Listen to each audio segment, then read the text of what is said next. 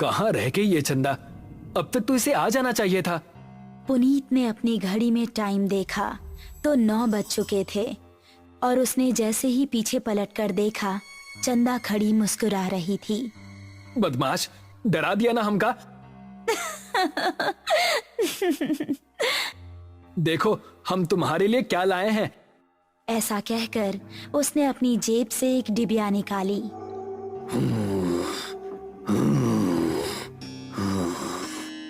तभी उन दोनों को किसी के सांस लेने की भयानक आवाज सुनाई दी। कौन है? ठीक सामने बरगद के पेड़ के नीचे उनको किसी आदमी का अक्स नजर आया। कौन है? सामने आओ। ये सुनकर भी वो आदमी सामने नहीं आया और जोर जोर से सांस लेने लगा। अभी देखते हैं कौन ससुरा है। ये कहकर पुनीत उसके पास जाने लगा।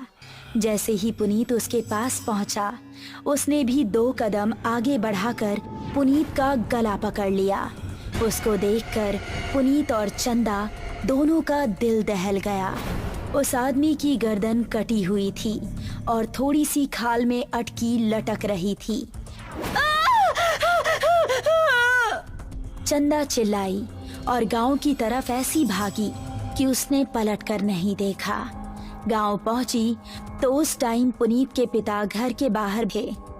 अरे चंदा बिटिया, इतनी डरी हुई काहे लग रही हो? वो पुनीत। चंदा ने हाफते हुए उनको पूरी कहानी सुनाई। पुनीत के पिता ने अपने साथ कुछ आदमियों को लिया और चंदा उन सभी को लेकर उसी जगह पर पहुंच गई। यही जगह थी वो जहां उसने पुनीत को पकड़ा था। उन लोगों ने इधर उधर नजरें घुमाई तो कोई आसपास नजर नहीं आया। तभी चंदा की गर्दन पर ऊपर से कुछ टपका। उसने हाथ लगाकर देखा तो वो खून था। पेड़ की डाली के ऊपर पुनीत की बिना गर्दन की लाश टंगी हुई थी और उससे खून टपक टपक कर नीचे गिर रहा था। शहर से दूर एक छोटा सा गांव सरूपुर। रात के समय सभी अपने अपने घरों में आराम कर रहे थे। बाबूजी, हम जरा अपने दोस्त महेश से मिलकर आ रहे हैं। उसकी तबीयत जरा ठीक नहीं है ना? ठीक है, लेकिन जल्दी आना। जी बाबूजी। ऐसा कहकर वो खुश होता हुआ घर से निकल गया। आज तो सारे दोस्त मिलकर मस्त पार्टी करेंगे, मजा आ जाएगा। जंगल का रास्ता पकड़ लेता हूँ, जल्दी पहुँच जाऊंगा। अभी वो जंगल में आगे बढ़ ही रहा था कि पीछे से उसको आवाज आई। अकेले ही पार्टी करने जा रहे हो? हमका साथ लेकर नहीं चलना है क्या? अरे अर्पणा और दिव्या, तुम दोनों क्यों हर बार हमारे पीछे पड़ जाती हो? हमका साथ लेकर चलते हो कि बोले अभी तुम्हारे बाबूजी से? अरे नहीं नहीं मेरी माँ, चलो मेरे साथ। थोड़ी देर चलने के बाद वो तीनों एक जगह पहुँचे जहाँ रामू और महेश बैठे हुए थे। अबे ये क्या, तू फिर से लड़कियों को साथ ले आया? क्या करता है यार, हर बार की तरह इस बार भी धमकाने लगी थी दोनों। अब क्या करें, हम दोनों को भी अब पार्टी की आदत पड़ गई है। चलो थोड़ी सी शराब पी ली जाए। उसने पास ही रखी बोतल खोली और गिलासों में शराब पलटने लगा।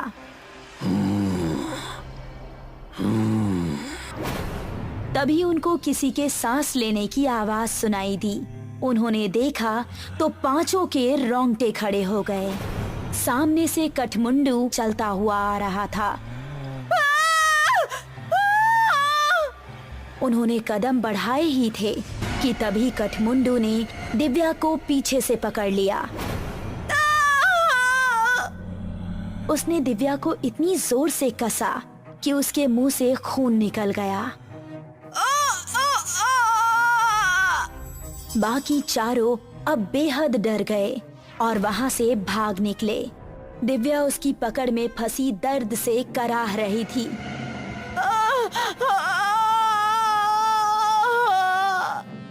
उसने दिव्या को जमीन पर धक्का दिया और उसके ऊपर आ गया।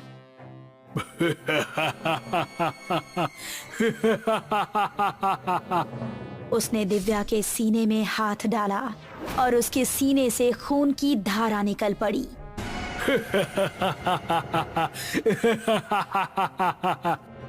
बाकी चारों इतना डर चुके थे कि उनको खबर भी नहीं थी कि वो किस दिशा में भाग रहे हैं।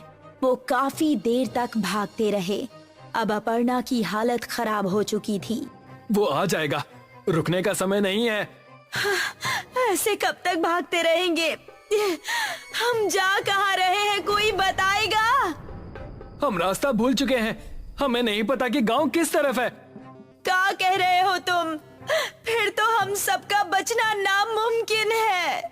तभी पेड़ के ऊपर से एक हाथ आया और उसने महेश का गला पकड़ लिया।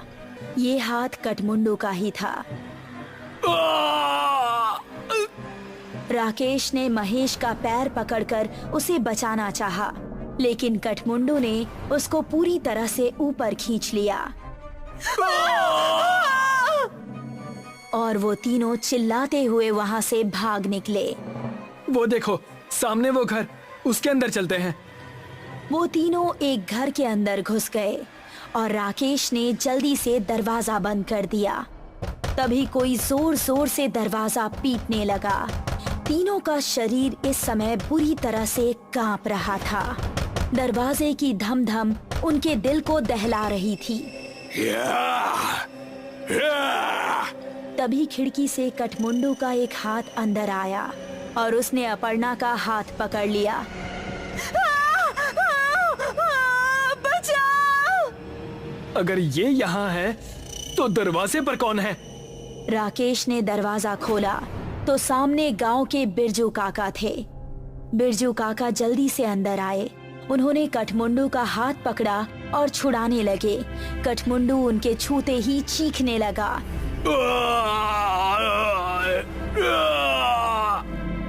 वो चीखता चिल्लाता हुआ वहाँ से भाग गया।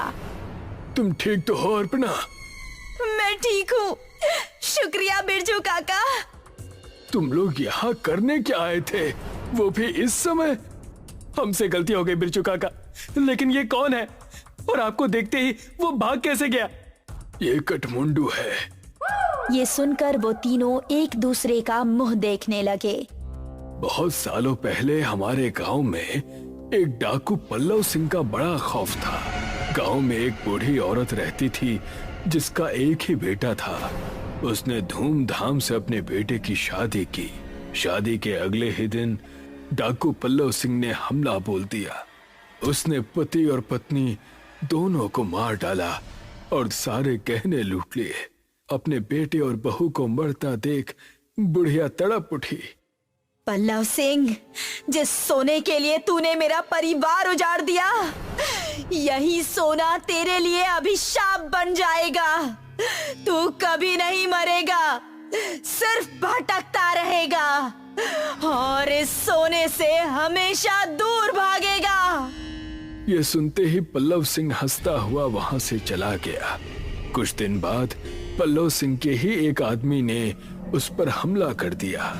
वो उसकी जगह सरदार बनना चाहता था, लेकिन पल्लव सिंह तलवार के हमले से भी नहीं मरा।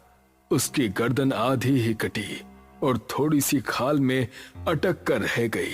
उसने अपने सभी साथियों को मार गिराया।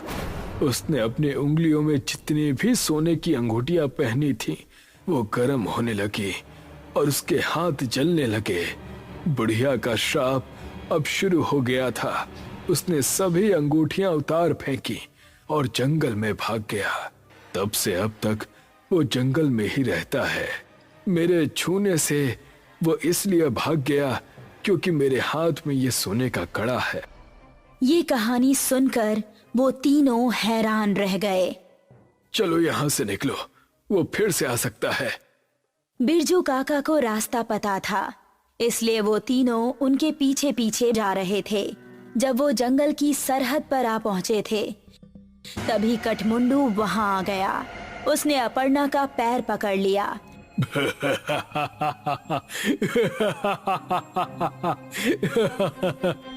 तभी राकेश ने बिरजू काका के गले पर नजर डाली। उनके गले में एक सोने की चेन भी थी। उसने चेन को उनके गले से उतारी और कठमुंडू की टूटी हुई गर्दन में डाल दी। उसने चेन को गले से उतारने के लिए जैसे ही छुआ तो उसके हाथ भी जलने लगे।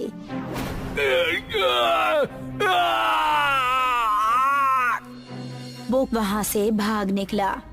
उसके बाद वो चारों गांव के अंदर ही जाकर रुके। जब उनको देख गांव वाले इकट्ठा हुए तो उन्होंने सबको अपने साथ बीती हुई घटना सुनाई। वो दिन था और आज का दिन है। गांव के सभी लोग हमेशा अपने साथ सोने की कोई ना कोई चीज जरूर रखते हैं और अभी भी उनको जंगल में कहीं ना कहीं कठमुंडू नजर आता ही रहता है।